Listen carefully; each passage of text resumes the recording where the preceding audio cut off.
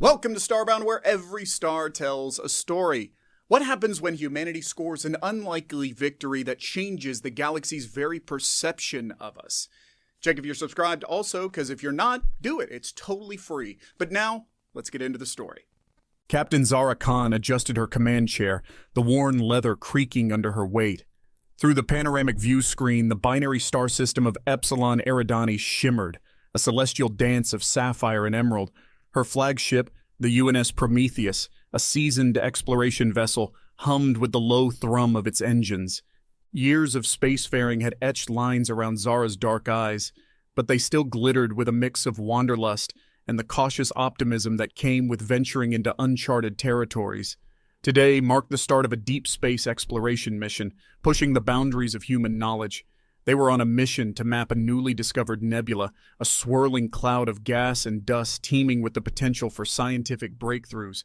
Suddenly, a blaring alarm pierced the ship's usual calm. A crew member, Ensign Sato, a young woman with wide, fearful eyes, pointed at the tactical display. "Captain, unidentified vessel approaching fast." Zara's heart jumped. Encounters with unknown civilizations were rare, and a fast-approaching ship could mean anything. The Terran exploration fleet, dedicated to peaceful scientific advancement, was not well equipped for hostile encounters. "Hail them, Sato! Open a communication channel." Silence stretched, punctuated only by the rhythmic hum of the ship. Then, a distorted voice crackled through the speakers, a mix of harsh clicks and whistles. It was unlike any language Zara had encountered in her years exploring the galaxy. "This is Patrol Vessel DS-7 of the Volak Dominion. Identify yourselves and state your purpose in our territory." Zara frowned. The Volak Dominion, a powerful expansionist empire on the other side of the galaxy, known for their rigid caste system and ruthless military. What were they doing so far from their core territory? The vastness of space was one thing, but encountering a warship of this caliber felt like stumbling into a lion's den. "This is Captain Zara Khan of the United Nations starship Prometheus," she replied, her voice firm and steady despite the rising tension. The crew on the bridge held their breath, their gazes flitting between Zara and the holographic display. The response came quickly, colder than the void itself. "You have trespassed on Volak territory. You will submit to inspection or face immediate consequences." A holographic image flickered to life on the display, showcasing a massive warship bristling with weaponry. It dwarfed the Prometheus, its sleek obsidian hull adorned with glowing red sigils that seemed to radiate menace. Zara felt a pang of fear, but it was quickly replaced by a surge of determination. Backing down now, especially against such a threat, wasn't an option. She had a crew to protect and a mission to complete. The Volak warship loomed large on the view screen, a constant reminder of the precarious situation. Zara tapped the comms console, her voice tight. "We are on a peaceful exploration mission. We have no hostile intentions and pose no threat. We request permission to continue on our course." Static filled the channel for a moment, then the harsh voice returned. "Permission denied. Prepare to be boarded." Zara's stomach clenched. Being boarded by a heavily armed Volak vessel wasn't exactly on her itinerary. A glance at her bridge crew confirmed her worst fears. Faces were pale, some etched with worry, others with a flicker of defiance. "Captain," Ensign Sato spoke up, her voice trembling slightly. "We don't have the firepower to engage a warship like that." Zara knew she was right. The Prometheus was built for exploration, not combat. They were hopelessly outmatched, but surrender wasn't an option either. The Volaks were known for their brutality, and Zara couldn't simply hand her crew and ship over to them. Suddenly, a voice chimed in from the speaker system. It was a melodic, flowing language unlike anything Zara had heard before. A holographic image materialized on the display, depicting a being unlike anything she'd encountered. Tall and slender, with iridescent skin and flowing blue hair, it radiated an aura of serenity. "Greetings," the creature spoke, its voice surprisingly calming. "I am Elara, ambassador of the Elysian collective. We have witnessed this exchange and wish to offer our assistance." Relief washed over Zara, an unexpected ally perhaps. "Captain Zara Khan of the UNS Prometheus," she replied, a hopeful note creeping into her voice. We appreciate your intervention. Elara continued, her voice soft yet firm. The Volak Dominion is known for its aggression. We, the Elysians, value peace and diplomacy. Perhaps we can mediate a solution. The Volak commander's voice cut through, laced with disdain. Silence, inferior species. These trespassers will be dealt with. Ignoring the Volak, Elara turned her attention back to Zara. Captain Khan, is there any neutral territory nearby where we can convene and discuss this peacefully? Zara glanced at the star charts displayed on her console. There's a small research outpost operated by a consortium of independent species about 2 days' travel from here. We could rendezvous there. Elara nodded. Then let us proceed. Together we may find a peaceful resolution. A tense silence descended upon the bridge as the Prometheus, flanked by the sleek bioluminescent vessel of the Elysians, charted a course away from the imposing Volak warship. The immediate threat was averted, but the encounter left a lingering unease.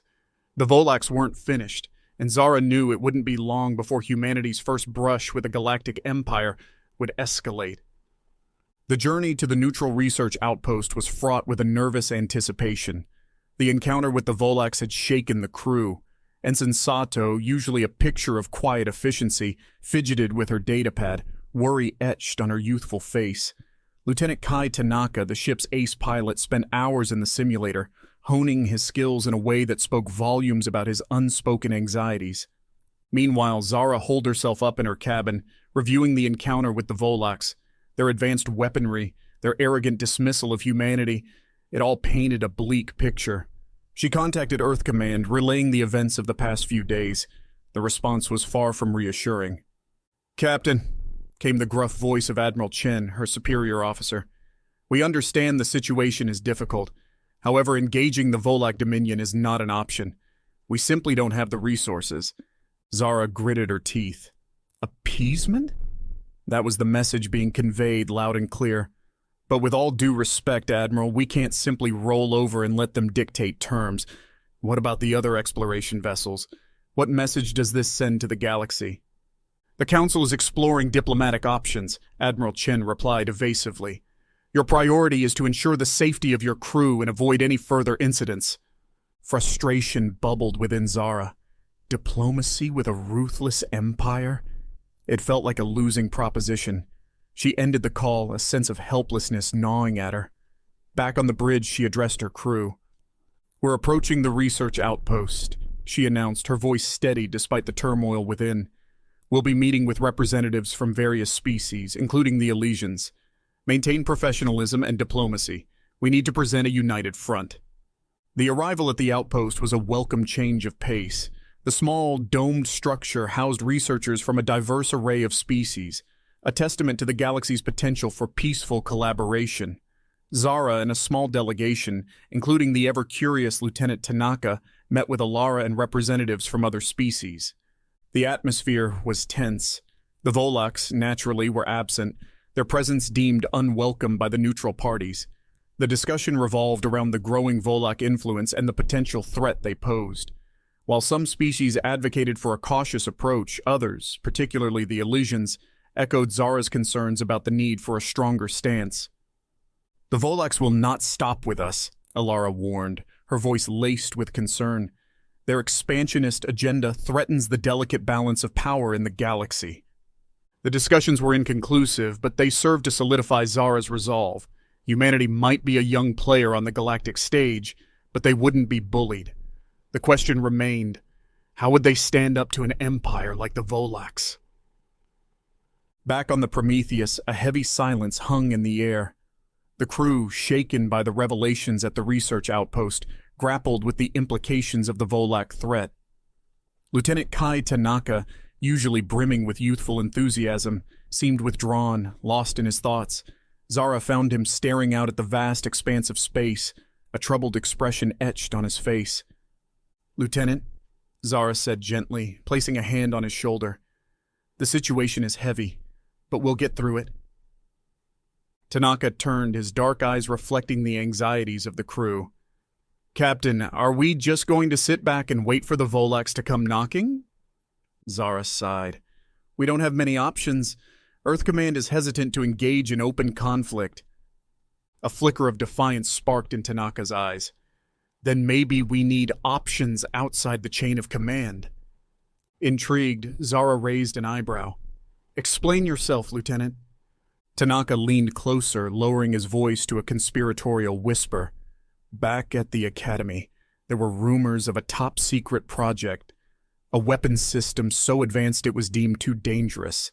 They called it the Phoenix Project. Zara felt a jolt of surprise. The Phoenix Project?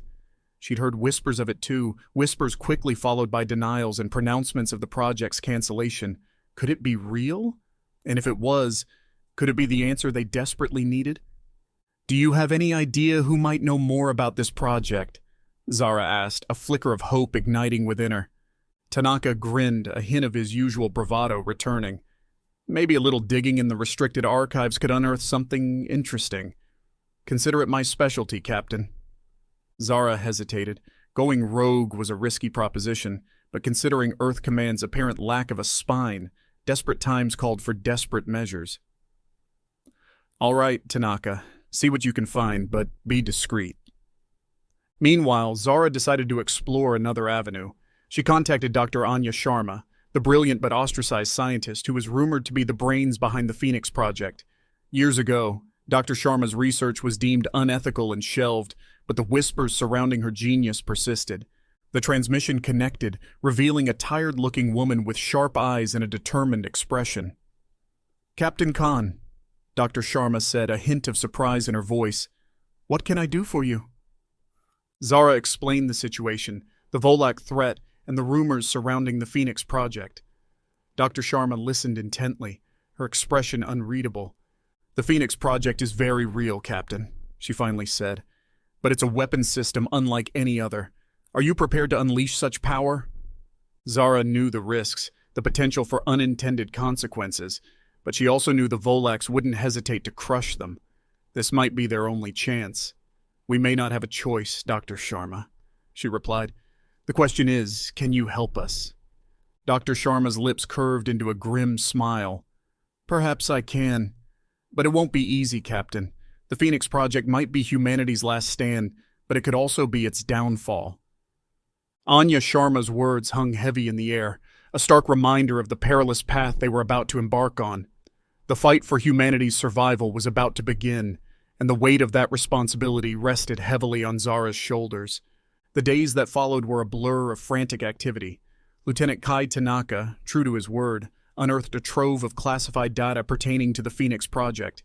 Hidden within restricted databases and buried under layers of redacted documents, they found blueprints, schematics, and technical specifications for a weapon system unlike anything humanity had ever created.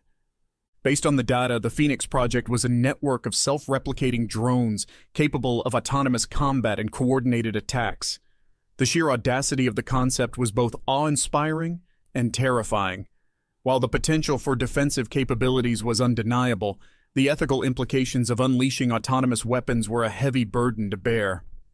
Meanwhile, Dr. Anya Sharma, brought out of her self-imposed exile, arrived aboard the Prometheus. Haunted by the past, the research partner lost to a malfunction during a Phoenix Project prototype test. She approached her task with a somber determination. She spent countless hours poring over the recovered data, her brow furrowed in concentration as she reacquainted herself with the system she both revered and feared. Zara, caught between the urgency of the situation and the ethical quandary, wrestled with her decision. The Volak threat loomed large, a constant reminder of the potential consequences of inaction. Yet, deploying the Phoenix Project felt like playing with fire. One evening, as Zara stood on the bridge, gazing out at the endless expanse of space, Dr. Sharma approached her.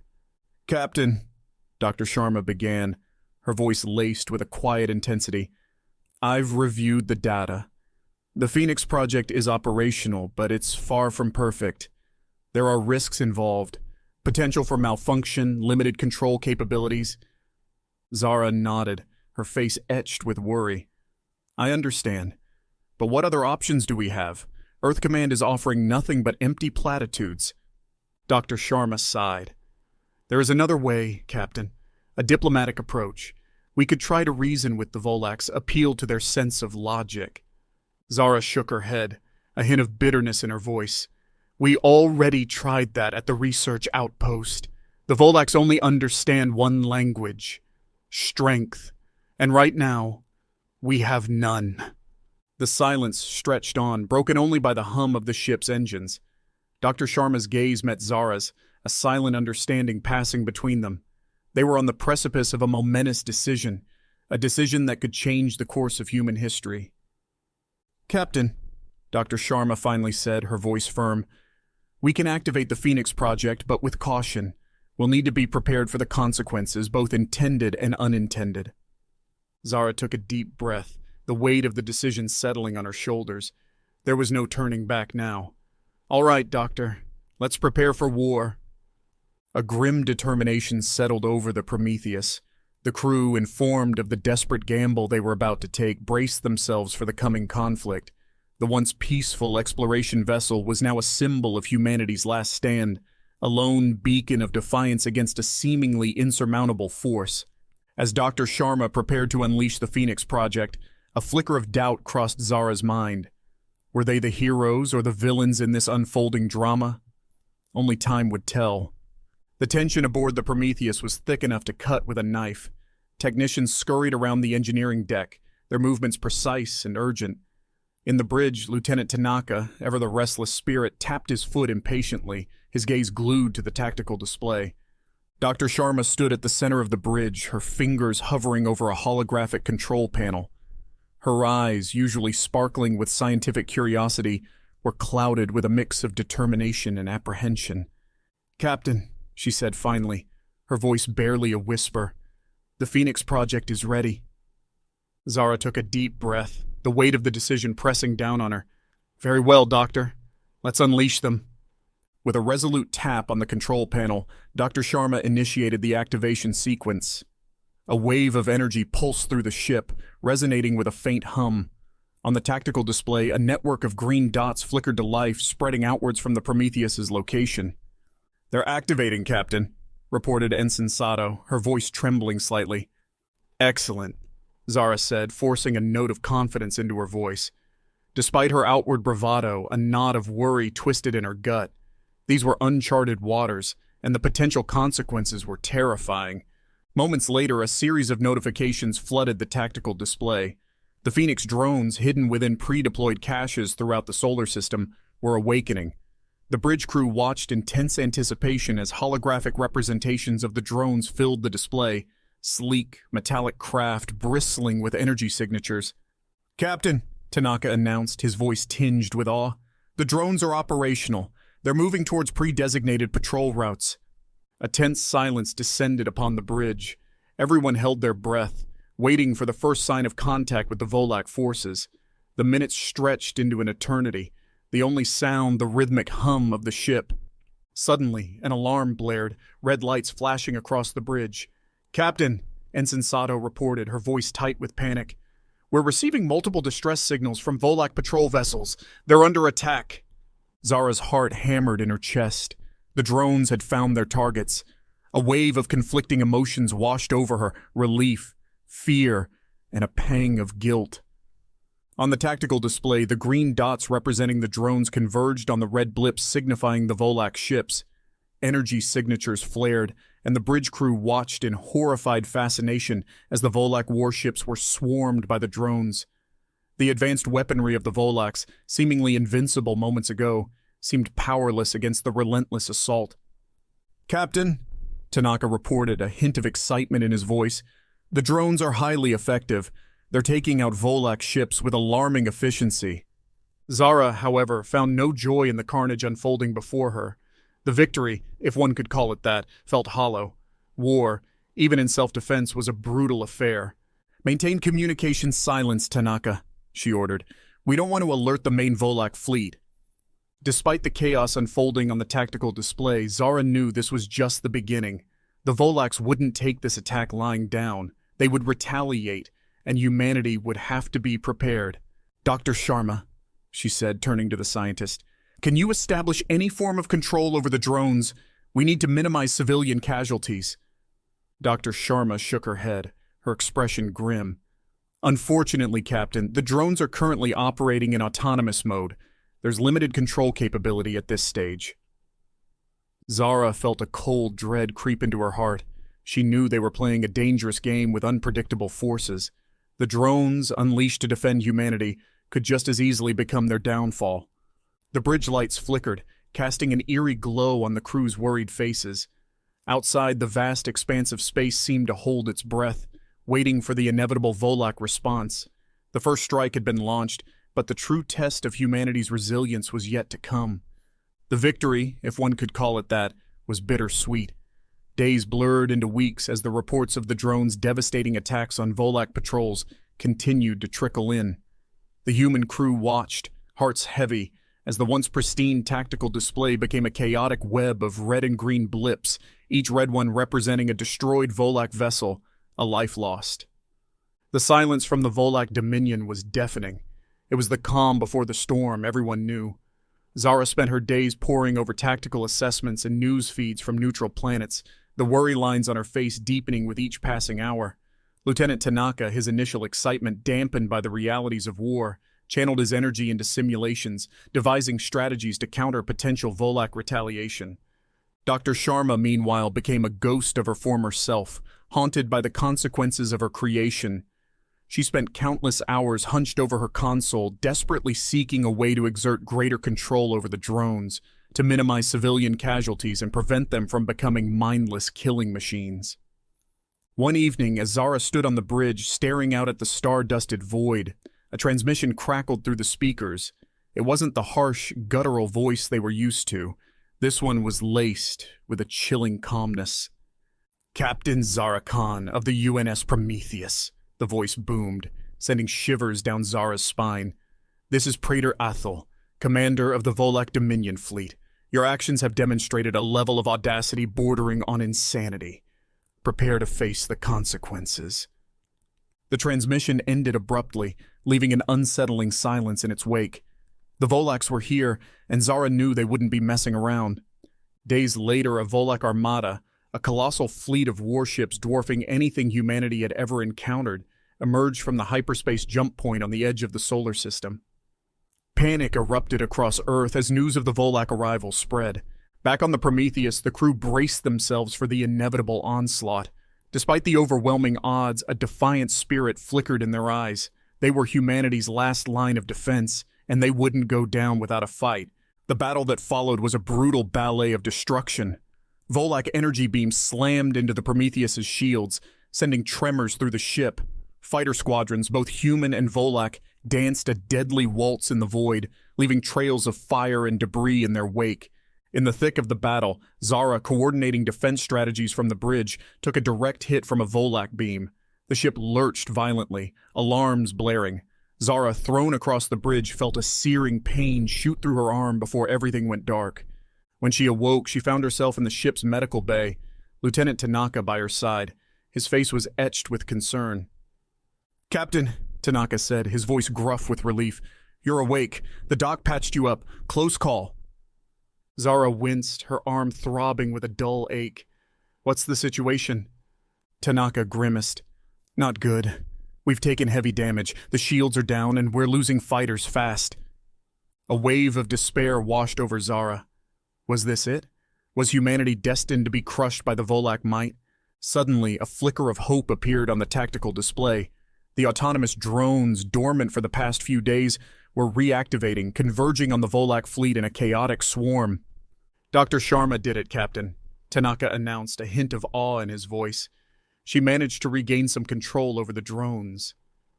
Zara watched as the drones, like a hungry swarm of bees, attacked the Volak ships, exploiting weaknesses in their formations just as Tanaka had theorized. The tables for a moment seemed to have turned, but the Volaks were a battle-hardened race.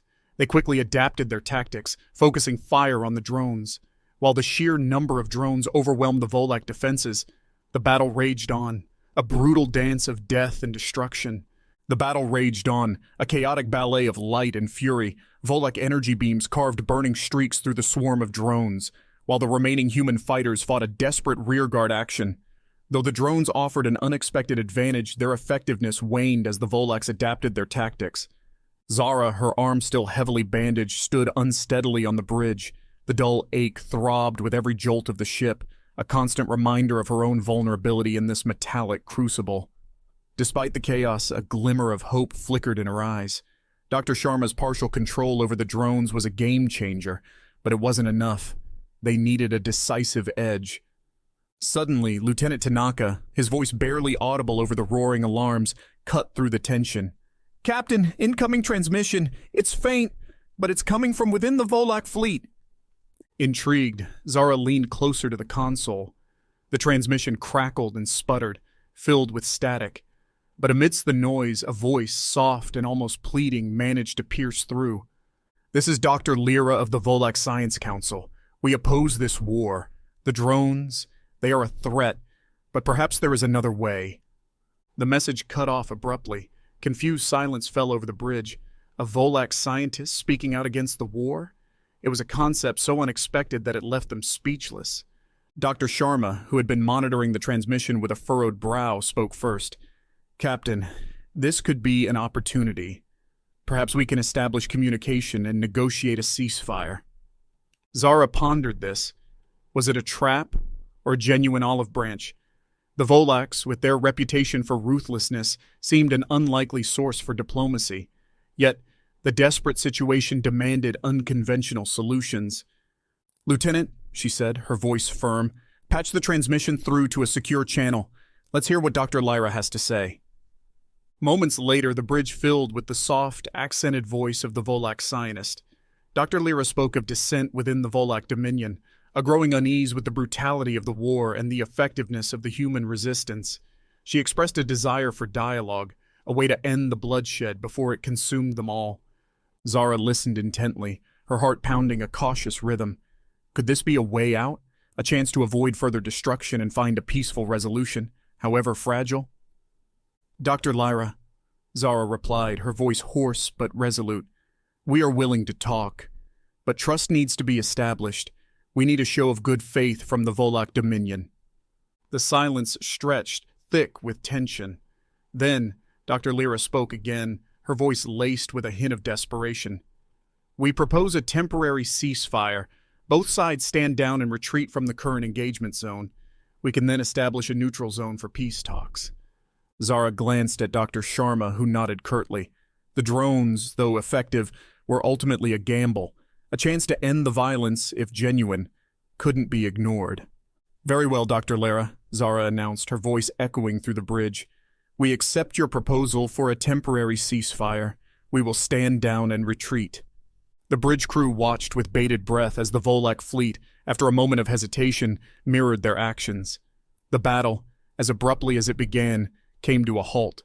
A tense peace settled over the ravaged battlefield, a fragile truce hanging in the balance.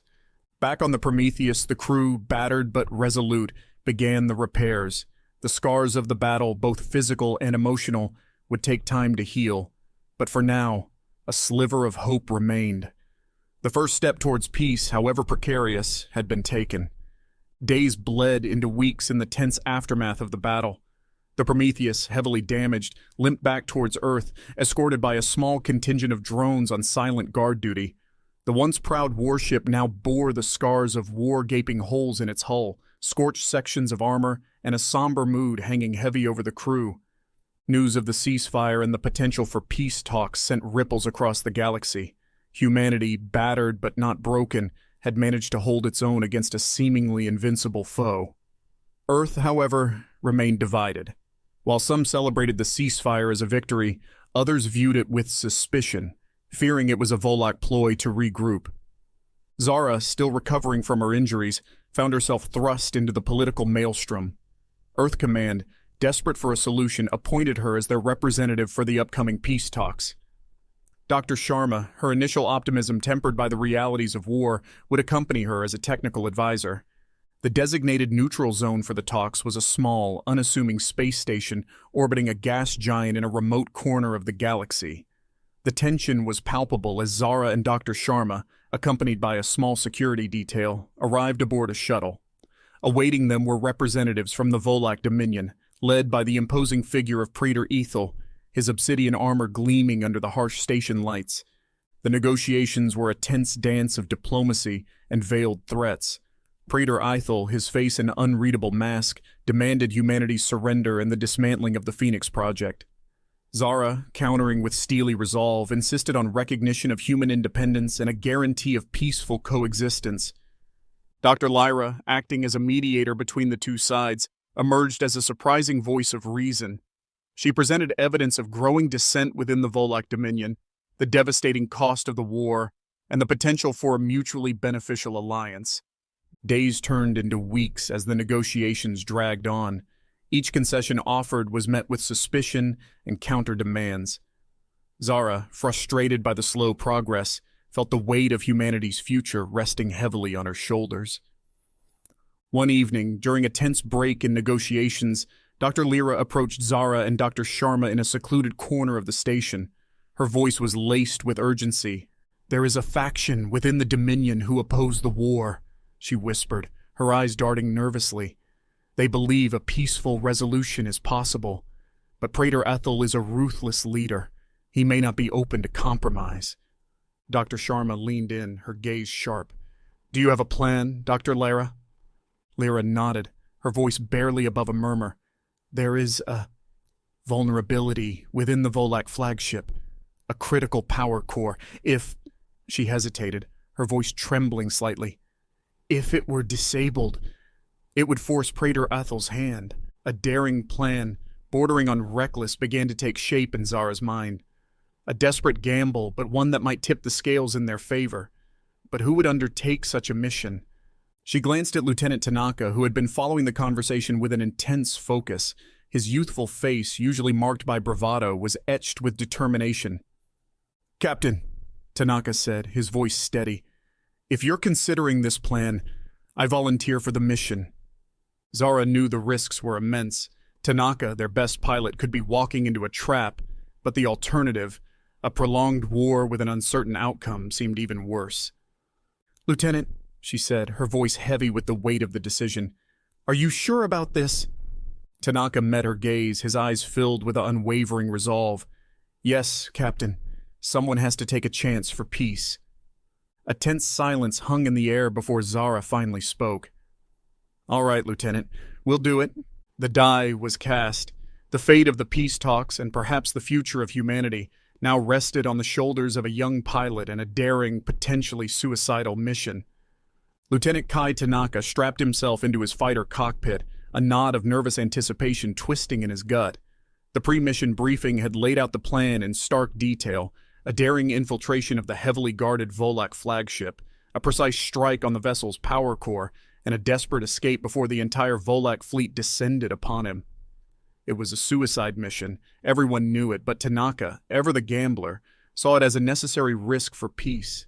Dr. Sharma had meticulously studied Volak vessel schematics, pinpointing a narrow window of opportunity. The flagship's shields would be momentarily offline during a scheduled weapons calibration sequence. It was a fleeting chance, a split second Tanaka would have to exploit to breach the defenses and deliver his payload. As the hangar doors hissed open, revealing the vast emptiness of space, Tanaka took a deep breath. A wave of emotions washed over him: fear, excitement, a flicker of doubt. He glanced back at the Prometheus, a lone sentinel against the backdrop of the gas giant. This was it, the point of no return. With a surge of power, Tanaka's fighter launched from the hangar, accelerating towards the imposing Volak flagship. The vessel dwarfed his nimble craft, a metallic behemoth bristling with weaponry.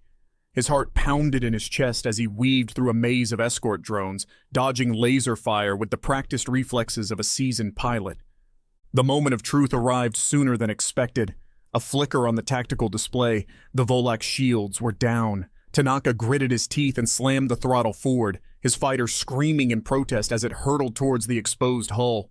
Anti-aircraft batteries erupted in a dazzling display of light and fury, but Tanaka, relying on instinct and a sprinkle of luck, managed to evade the deadly hail of fire. He squeezed his eyes shut as his fighter pierced the flagship's hull, alarms blaring a cacophony of warnings. Moments later, he found himself in a dimly lit corridor, the oppressive silence broken only by the hum of his engines. Guided by Dr. Sharma's instructions, he navigated the labyrinthine corridors, adrenaline coursing through his veins. Reaching the designated chamber, Tanaka saw his target, a glowing orb pulsating with energy, the Volak flagship's power core. Without hesitation, he launched a pre-programmed torpedo, a silent prayer escaping his lips. A blinding flash of light filled the chamber as the torpedo detonated. The ship lurched violently, alarms blaring. Tanaka knew he had mere seconds before the Volak defenses reacted. With a burst of afterburners, he retraced his steps, his fighter straining under the stress of the maneuvers. He could feel the heat of pursuing Volak fighters on his tail, their weapons spitting fire. Just as he reached the breach point, a searing pain lanced through his shoulder. His control panel flickered, warning lights blazing. He had been hit. Ignoring the searing pain, Tanaka focused on piloting his damaged craft. He weaved through a hail of laser fire, his vision blurring at the edges.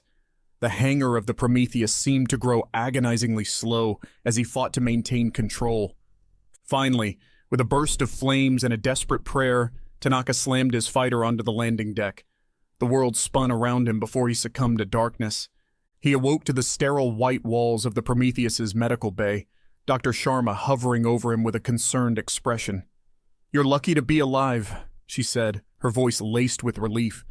Relief washed over Tanaka. He had made it. He had completed the mission.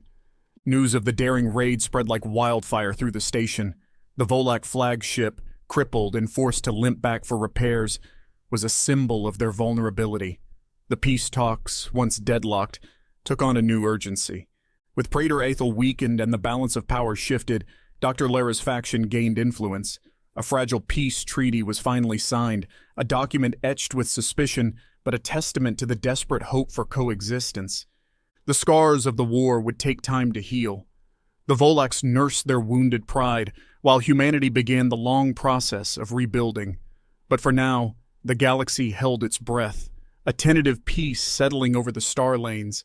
As the Prometheus embarked on its journey back to Earth, a battered but unbroken vessel carrying a weary but hopeful crew, Zara stood on the bridge, gazing out at the endless expanse of space.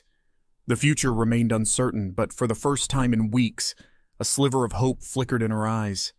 They had survived, and perhaps, just perhaps, they had learned a valuable lesson. Peace, it seemed, wasn't a destination, but a constant journey, one that required courage, compromise, and the willingness to take a gamble, even a desperate one for a brighter future.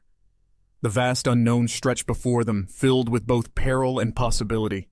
But humanity, scarred but not broken, would face it head-on, forever marked by the echoes of war, but forever striving for a lasting peace.